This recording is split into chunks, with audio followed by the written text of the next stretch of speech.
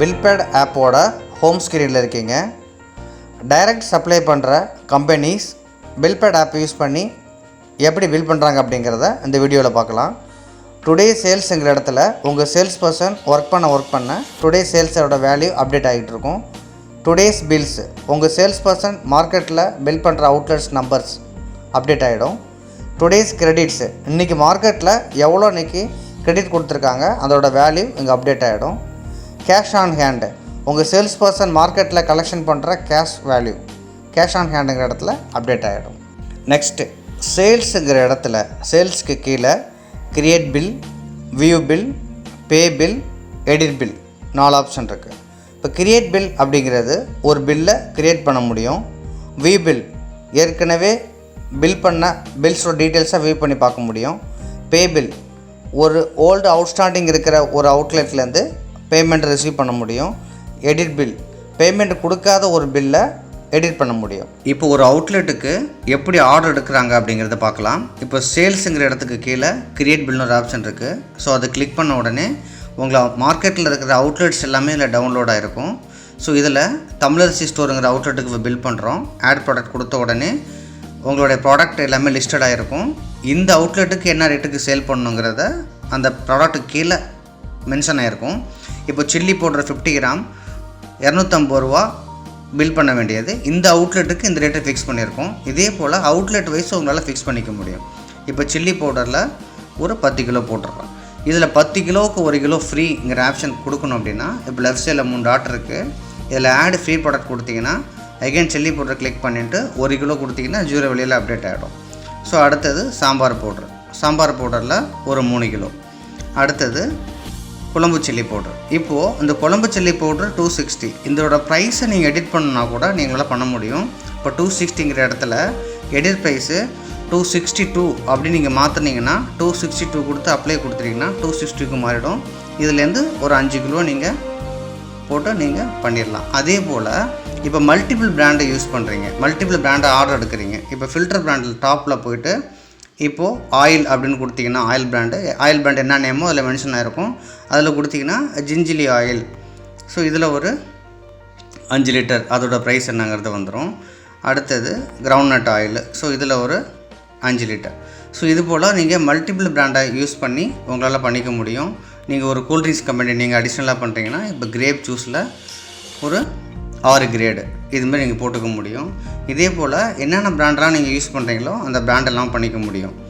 So அதை முடிச்சுட்டு இப்போ எல்லா பிராண்டும் ஆர்டர் எடுத்துட்டீங்க. இதில் அடிஷ்னலாக இன்னொரு ஆப்ஷன் இருக்குது. ஃபார் எக்ஸாம்பிள் இப்போ கோலா ட்ரிங்க்குங்கிறது ஒரு கிரேடு போட்டுடுறேன். இதில் நீங்கள் product piece to piece return எடுக்க முடியும்னா எடுத்துக்கலாம். குவாலிட்டி கம்ப்ளைண்ட்னாலும் இதில் எடுத்துக்கலாம். சாம்பிள்ஸ் நீங்கள் எடுத்துக்கலாம். இப்போ கோலா ட்ரிங்க்கில் இப்போ ஒரு பீஸ் இருக்குது அப்படின்னா அதில் ஒரு பீஸ் போட்டு இது பீஸ் டு பீஸ் ரிட்டன் அப்படின்னு சொல்லிவிட்டு நான் கொடுத்துட்றேன். இதில் அப்டேட் ஆகிடும். ஸோ முடிஞ்சிருச்சு. ஸோ லாயஸ்ட்டாக மேலே டாப்பில் ப்ரொசீடுன்னு இருக்கும். அந்த ப்ரொசீடுங்கிற ஆப்ஷனை கிளிக் பண்ணுறேன். ஸோ நீங்கள் இன்றைக்கி பண்ண அந்த பில் என்னென்ன பண்ணீங்க, சில்லி பவுடர் 50 கிராமில் நம்ம ஒன்று ஃப்ரீ கொடுத்தோம் 10 கிலோவுக்கு. அதே போல் கோலா ட்ரிங்க்கில் பீஸ் டு பீஸ் எடுத்தோம் ஒரு பீஸ். ஸோ இதோட டீட்டெயில்ஸ் எல்லாமே இல்லை அப்டேட் ஆகிடும். இதில் நீங்கள் ஓவரால் டிஸ்கவுண்ட் கொடுக்குற மாதிரி இருந்தாலும் நீங்கள் பண்ணிக்கலாம். இப்போ டிஸ்கவுண்ட் இன் பர்சன்டேஜ் டிஸ்கவுண்ட் இன் ருப்பீஸு இந்த பில்லுக்கு நீங்கள் ஒரு 2% டிஸ்கவுண்ட் கொடுத்தீங்கன்னா பேசிக் ரேட் 10,447லேருந்து அந்த பேசிக் ரேட்லேருந்து 2% டிஸ்கவுண்ட் ஆகி 208.94 இந்த இடத்துல அப்டேட் ஆகிடும். 2% ஜிஎஸ்டி எல்லாமே அதை டிவைட் பண்ணிவிடும். பில்லை சேவ் பண்ணிவிட்டு இந்த பேமெண்ட்டு நோ பேமெண்ட் இப்போ ஆர்டர் மட்டும் தான் எடுத்துருக்கோம். நோ பேமெண்ட் கொடுத்துட்டு பில்லை நீங்கள் க்ளோஸ் பண்ணிடலாம். ஸோ இந்த பில்லு இப்போ முடிஞ்சிருச்சு. இப்போ இந்த பில்லு ஆப்பில் எப்படி அப்டேட் ஆகிருக்குங்கிறத நான் காட்டுறேன். ஸோ இப்போது டுடே சேல்ஸில் 11,472 பில் வேல்யூ ஒரு பில்லு போட்டிருக்காங்க. இது கிரெடிட் பில்லு. இந்த ஆப்பில் அப்டேட் ஆகிடும். இந்த அப்டேஷன் நேரடியாக உங்களுடைய வெப் லாகினில் வியூ ஆகும். உங்கள் சேல்ஸ் பர்சன் மார்க்கெட்டில் நடக்கிற ஒர்க்ஸு எப்படி இங்கே சாஃப்ட்வேரில் அப்டேட் ஆகிறத பார்க்கலாம். க்ரோமில் உங்களுக்கு ஒரு லாகின் ஒரு பாஸ்வேர்டு கொடுத்துருவோம். இதை நீங்கள் லாகின் பண்ணி பார்த்தீங்கன்னா டேஷ்போர்டு ஓப்பன் ஆகும். அந்த டேஷ்போர்டில் இப்போ இன்றைக்கி போட்ட பில்ஸ் டுடே இன்றைக்கி கொடுத்த அந்த ஒரு பில்லு இங்கே அப்டேட் ஆகிருக்கு. இந்த பில்லை நீங்கள் வியூ பண்ணி பார்க்க முடியும். தமிழரசி ஸ்டோர் 1/3க்கு போட்டிருக்காங்க. இன்றைக்கி கொடுத்த அந்த கிரெடிட் பில்லிங் அப்டேட்டாக இருக்குது. இதை வியூ பண்ணி பார்க்குறீங்க. வியூ பண்ணி பார்க்கும்போது அங்கே போட்ட பில் டீட்டெயில்ஸ் எல்லாமே இங்கே அப்டேட் ஆகிடும். இந்த பில்லை நீங்கள் பிரிண்ட் அவுட் எடுத்து அடுத்த நாளுக்கு சப்ளை பண்ணிக்கலாம். ஸோ சேம் நம்ம கொடுத்த அந்த ஃப்ரீ குவான்டிட்டி, இந்த எக்ஸ்சேஞ்ச் எல்லாமே இங்கே அப்டேட் ஆகிருக்கு. மேலே டாப்பில் எடிட் பில்னு ஒரு ஆப்ஷன் இருக்குது. அஸ் ஏ ஓனராக இந்த அவுட்லெட்டுக்கு நீங்கள் ஏதாவது ப்ராடக்ட் நீங்கள் இன்க்ரீஸ் பண்ணணும் அப்படின்னாலும் இதில் நீங்கள் எடிட் பண்ணிக்க முடியும். ஸோ டிக்ரீஸ் பண்ணனாலும் உங்களால் பண்ணிக்க முடியும். ஸோ இதை முடிச்சுட்டு கீழே நீங்கள் அப்டேட் பில் கொடுத்துட்டிங்கன்னா இந்த பில்லு இப்போ எடிட் ஆனது அப்டேட் ஆகிடும். உங்கள் சேல்ஸ் பர்சன் இப்போ மார்க்கெட்டில் ஓல்டு பில்லுக்கு பேமெண்ட் ரிசீவ் பண்ணுறாரு. சேல்ஸுக்கு கீழே இருக்கிற பே பில்லை சூஸ் பண்ணுறாரு. இங்கே இதே தங்கம் ஸ்டோரில் ஒரு பழைய பில்லு ஒன்று இருக்குது. அந்த ஓல்டு பில்லு 13ஆம் தேதி போட்டது 7107 ரூபா. இந்த பில்லை சூஸ் பண்ணுறாரு. சூஸ் பண்ணிவிட்டு இப்போ அவங்க ஃபுல் பேமெண்ட் கொடுத்துட்றாங்க. அவங்க கேஷ் என்ன மோடுங்கிறது கேட்கும். கேஷாக பேடிஎம் பண்ணுறாங்களா ஜிபே பண்ணுறாங்களான்ட்டு நம்ம கேஷ் மூலமாக இந்த பேமெண்ட்டை அவர் ரிசீவ் பண்ணுறாரு. இந்த பேமெண்ட் ரிசீவ் பண்ணுறது உங்களுக்கு பேக்ஹெண்டில் வெப் லாகினில் அப்டேட் ஆகிடும்.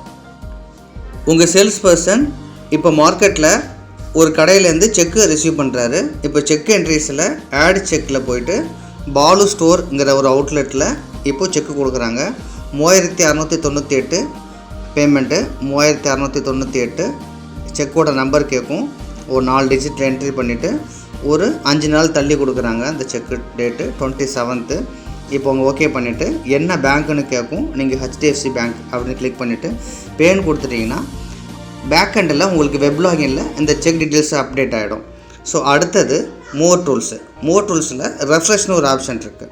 ரெஃப்ரெஷ்ங்கிறது பேக்ஹெண்டில் உங்கள் சிஸ்டத்தில் நீங்கள் ஏதாவது ஒரு ப்ராடக்டோட ப்ரைஸை நீங்கள் சேஞ்ச் பண்ணிங்கன்னா அவர் ரெஃப்ரெஷ் பண்ணாங்கன்னா அவங்க ஆப்பில் ப்ரைஸ் செல்லிங் ப்ரைஸ் அப்டேட் ஆகிடும். அடுத்தது ஆட் கஸ்டமர்னு ஒரு ஆப்ஷன் இருக்குது. இந்த ஆட் கஸ்டமரில் உங்களால் ஸ்பாட்லேயே ஒரு கஸ்டமரை க்ரியேட் பண்ண முடியும். அடுத்தது டைரக்ஷன்ஸ்னு சொல்லிட்டு ஒரு ஆப்ஷன் இருக்குது. டைரக்ஷன் மீன்ஸ் புதுசாக ஒரு சேல்ஸ் பர்சன் மார்க்கெட்டுக்கு போகிறாரு, எந்த அவுட்லெட்னு தெரியல, அவரால் அந்த அவுட்லெட்டில் இப்போ ஃபைண்ட் அவுட் பண்ண முடியும். இப்போ டைரக்ஷன்ஸில் போய்ட்டு இப்போது மகா ஸ்டோர் அப்படின்னு சொல்லிட்டு சாலிகிராமத்தில் ஒரு கடை இருக்குது. அந்த கடை எங்கே இருக்குன்னு அவருக்கு தெரியல. மகா ஸ்டோரை சூஸ் பண்ணிவிட்டு கிளிக் பண்ணார்னா அவருக்கு மேப் ஓப்பன் ஆகும். இந்த மேப்பில் அவர் மகா ஸ்டோருக்கு போக வேண்டிய டைரக்ஷன்ஸு கரெக்டாக அந்த மேப் காட்டும். இதில் ஸ்டார்ட் கொடுத்துட்டோன்னா அவர் எந்த லொக்கேஷன்லேருந்து எந்த லொக்கேஷனுக்கு போகணுங்கிறது டைரக்ஷன்ஸோட ஆப்போட சப்போர்ட்டோட இது ஒர்க் ஆகும்.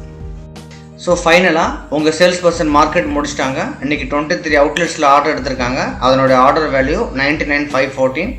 ஸோ இதை கிளிக் பண்ணும்போது உங்கள் சேல்ஸ் பர்சன் எடுத்த ஆர்டர்ஸ் எல்லாமே இங்கே அப்லோட் ஆகிடும்.